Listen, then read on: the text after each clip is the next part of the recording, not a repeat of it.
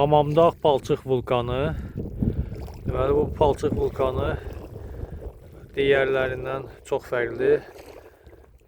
Hər tərəfi qaynayır. Bir konusda olan müxtəlif tipli parazitlər var və xeyli saydadır və qaynayır. Palçıq vulkanının əsl olduğu hissə, dağ əmələ gətirdiyi hissə buradır. İndi bu kənar konusdur. 58 metrdir dəniz səviyyəsinə hündürlüyü və Hamamdağ palçıq vulkanı Pirsaat burnunda yerləşir. Bura isə Pirsaat burnudur.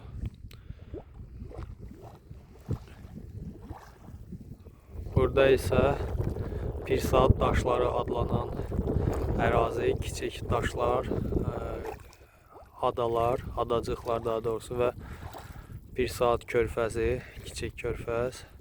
Qarşıda da Bozdağ palçıq vulkanı yerləşir.